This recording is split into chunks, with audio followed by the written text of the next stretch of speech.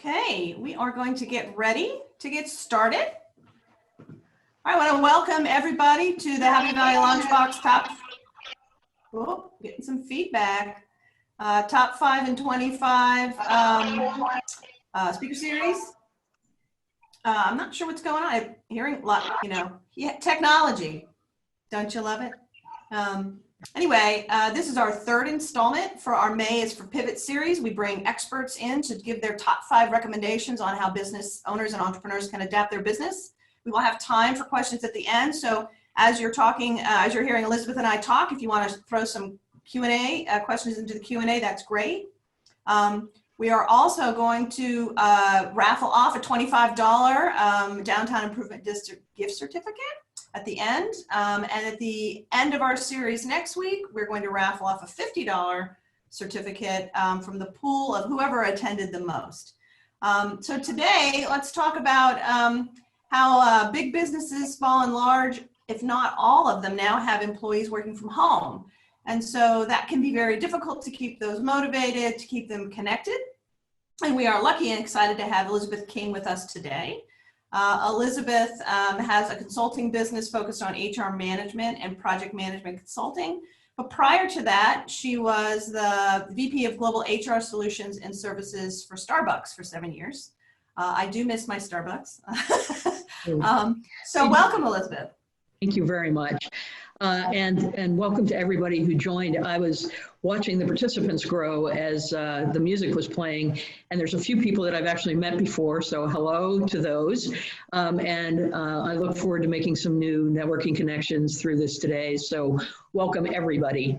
I think the thing that I want to just say is my objective today is to either give you a new idea or have you leave knowing that you are already doing some of the best practices and engaging your remote team, or maybe making something you're already doing just a little bit better.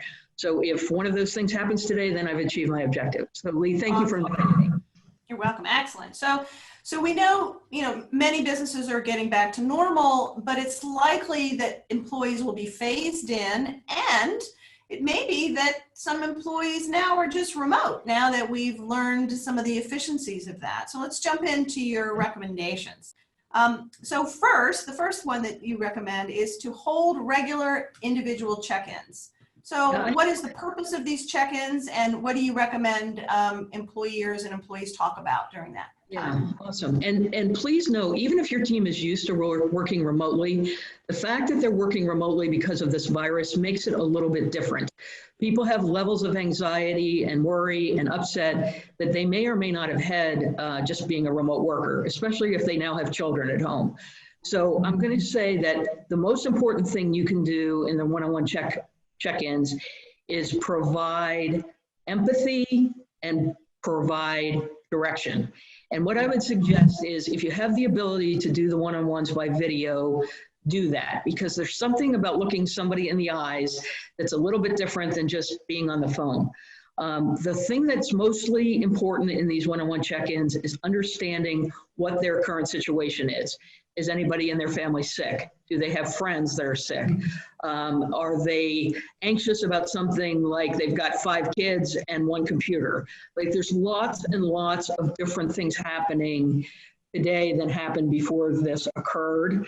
It's also really important that they leave the conversation with you with some guidance and direction about what you are expecting from them specifically until the next check-in, which might be an assignment, or it might be just, taking care of their family or getting better. But the more that you can gain from them in a 20 or 30-minute one-on-one, I think is really important. Do you have recommendations on how long or how often or a particular day of the week that you Yes, thank you. I really recommend right now that you try to check in weekly. And I would say, between 15 and 30 minutes, depending on the circumstance. Please take notes. This is part of the empathy. It's really important to remember what the person told you the last time as it relates to their personal situation. And I think you will build a better relationship with people that you're talking with if it's clear to them that it was so important to you that you kept some notes. Okay. Are there any signs or telltale signs that might alert a manager to a potential issue or a potential challenge that an employee is going through? And what should we look for? Well, that's the other reason I hope that you'll do it through video is I really want you to read the body language. You know, is the person's mouth, eyes, posture, is it feel like they're being honest with you? Because that's the sign that maybe something is wrong that they're not willing to talk about. The other signs I would look for is just fidgeting, you know, or any kind of unusual things that you see that are not the normal way that these folks are interacting with you. I think our body tells us a lot more about how we feel sometimes than what our words tell you. Okay. Excellent. So let's move on to number 2. Provide meaningful work, and you caveated this as inside and outside the organization. So talk to me about a little bit about what you mean by meaningful work and how that might be different or the same as regular work. So the key word for this category is engagement. You want to make sure, especially if your employees are used to being around others and now they're not, that they feel engaged with you and the organization. And the best way to make people feel engaged is to give them meaningful work. And by that, I mean giving them assignments that actually use their talents to the utmost that you can give them. And the reason I say outside the organization is right now, everybody needs some additional support. Other small businesses in the community, there's lots of food insecurity, the local food bank needs help. And a couple of things that I have witnessed that I think are really important is that one of my neighbors organized a food drive. We delivered all the food to a common location. She and her husband picked up all the food and took it to the food bank here in State College. It's really important that people feel like what they're doing matters. And for those of us who are still getting paid or don't have financial concerns, I think it's really important to make others also a part of your organization's mission during this time. Another thing, if you want to do something with your family, I have friends who have taken their kids with big chunky chalk and gone to their neighbors and wrote little inspirational messages outside on their porch or on their sidewalk to try to make people feel like they're not in this all alone. So every person is different. Some people just want to do work. Some people want to give back. The more that you can combine those two and make people feel engaged, I think is really, really important. And that might be, giving them an assignment that they might not really be able to do and stretch them a little bit through this time. I think, we all need to be not taxed, but we all need to be stretched to allow us to show everything that we've got to bring to the occasion. Well, and I would see also, by offering those different opportunities, which is probably what organizations should be doing anyway, right? But by doing that, you begin to see skills and talents of your employees and coworkers that you might never have noticed before. Absolutely. And I would also encourage, if you've got, depending how big your team is, if you've got some junior members of the team, could you challenge one of your senior members of the team to bring somebody along in a skill that person is developing? We'll talk a little bit more about that later, but I think that this is a great time to see who really has leadership characteristics and maybe those that could use some additional support and help. Excellent. Okay. So number 3, you say hold regular team check-ins. So we talked about individual check-ins, but again, what's the overall objective of these check-ins and how would you say they differ from what you are recommending for individuals? Yeah, so in this, my words for this point is inclusion and team success. So what I would recommend is that you at least have a monthly, if not a bi-weekly, meaning every 2 weeks, team check-in. And again, it's the same thing. Try to do those by video where possible. I think we've learned through Zoom that about 45 minutes is the maximum any of us can keep our brains together, which is why this is 30 minutes today. So I think it's really important that you think through how you could best use 45 minutes to pull the team together. And that's why maybe bi-weekly is better. So you can get, everything accomplished in the month that you might normally do in an hour, in-person session. If you can, send out the agenda items sooner than later. And the reason for that is not everybody is as comfortable on video as other people. And trying to get everybody engaged is really important. And not surprising people like me who like to be able to process in advance, I think is really helpful in getting people to speak up. It's really important to try to make everybody feel included. So what you should do is acknowledge everybody as they come onto the video, and then try to make sure at least once, if you do it twice a month, but at least once, that everybody is saying something. I think this is a great place to acknowledge work that's gotten completed, because you want your team to feel like they're being successful even in this awkward and weird time.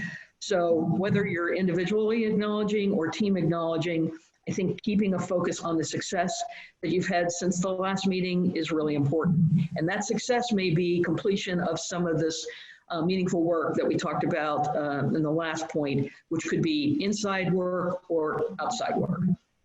So, so I'm interested in your thoughts on, how much you keep those meetings on track with work, and how much you let them just kind of go off the rails, or setting up kind of team check-ins. A lot of people are having team happy hours or team teach me to do something. Curious about how you see those fitting in it, and when do you get check-in fatigue?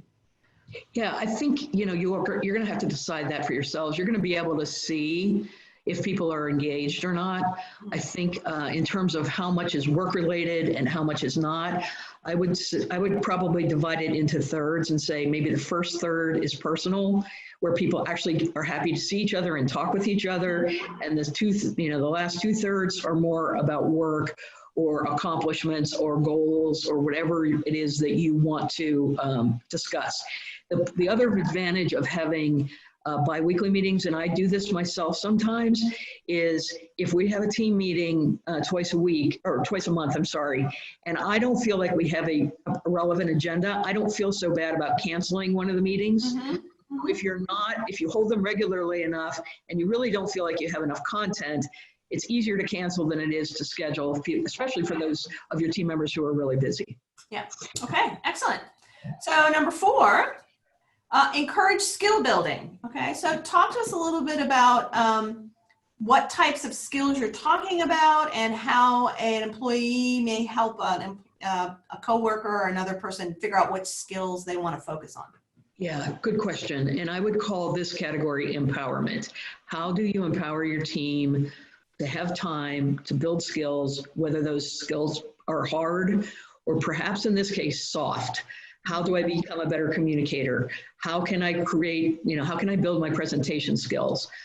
So I think I would use the other thing I would say here is, as you define what these are, I'm going to tie it back to the first one. This is something you should be talking to your teammate about in your normal, regular one-on-one check-in of what are things that they are working on, what are things that you think would help them be better, and get some ideas from them about things that they should be working on. And also, perhaps that's a good way, again, if you're taking notes, to find people, if you've got a team that has some talent in that particular case, how to do a mentoring relationship. And then you can use the team meeting to actually highlight what people are working on, perhaps what help they need if they're willing to go there. And I think it's just a great way to get people engaged with each other. I think by allowing others in the soft skill category to lead parts of the meeting, you can actually build some presentation skills, some leadership skills. Perhaps it will encourage somebody who doesn't talk a lot, to lead one of the topics, which is why you want to get the agenda out early. In your one-on-ones, maybe find out things if they want to build their communication skills, how they could do that in the meeting, and just kind of get aligned on what you think is important for them. I think what I've done, and with one of my clients, is I've got some people that are really quite good at writing. They've written a job aid for how to make the most out of a remote meeting, and shared that with their teammates. So I think there's lots of opportunity in this time for skills that we probably didn't think we needed, 3 months ago, that we do need now.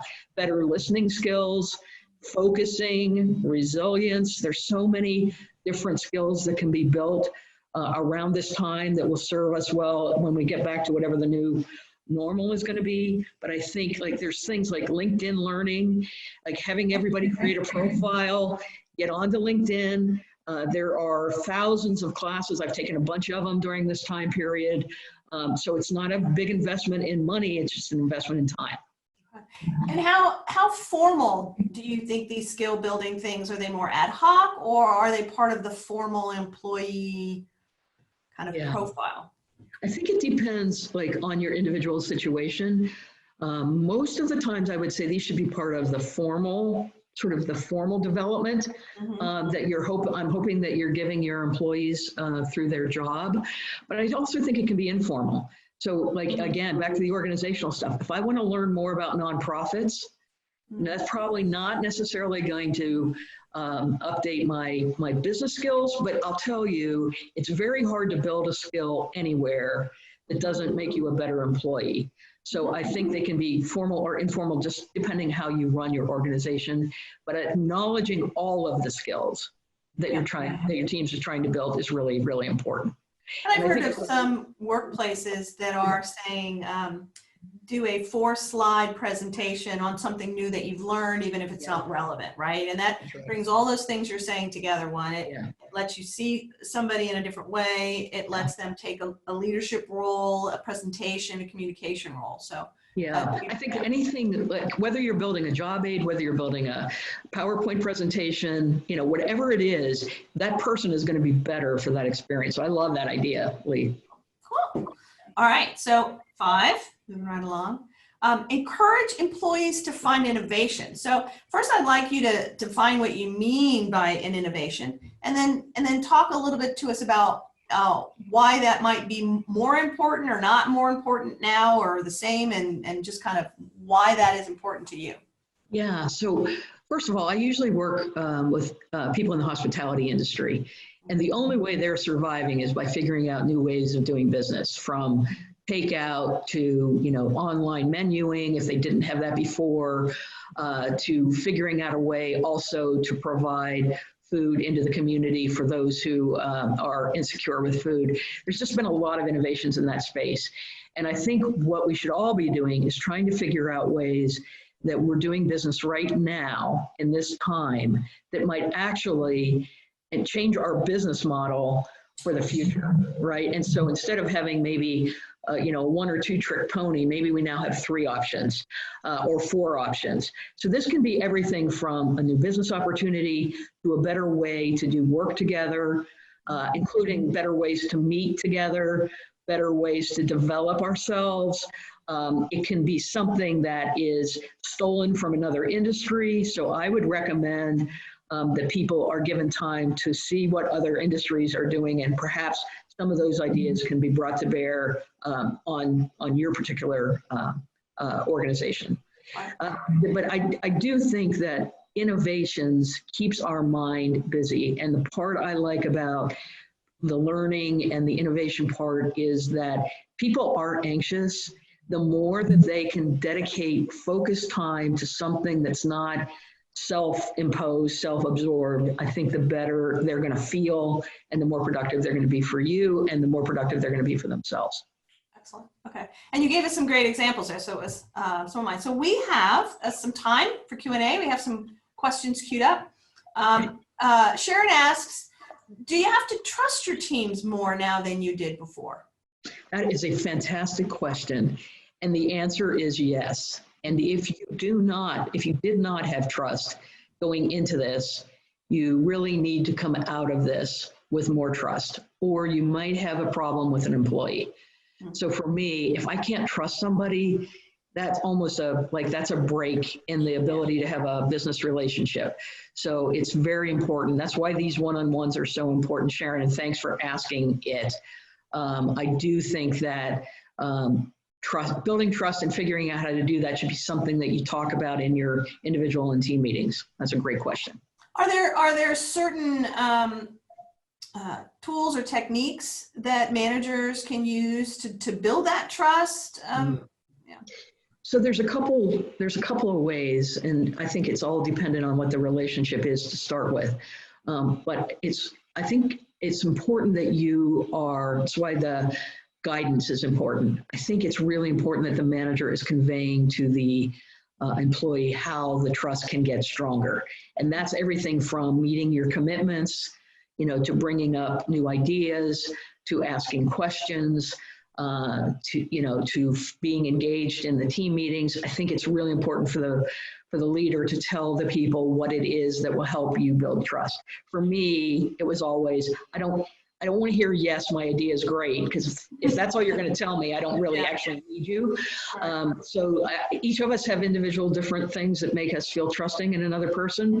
And I think you should be thinking about what is important to you. Excellent. So Greg asks, do you think that we should have more frequent meetings when teams are new to remote working? And then, Yeah, great question. And I would say if teams are new to remote working, having some tips is really helpful. This is the first time I've used the Zoom background, so I learned it, added a skill to my toolkit since this happened. And why, it's just people that don't do Zoom on a regular basis or whatever, you're on Skype or whatever it is. I think the more that you can meet with them and the friendlier the technology becomes for them, the more they can be themselves on a call or in a meeting.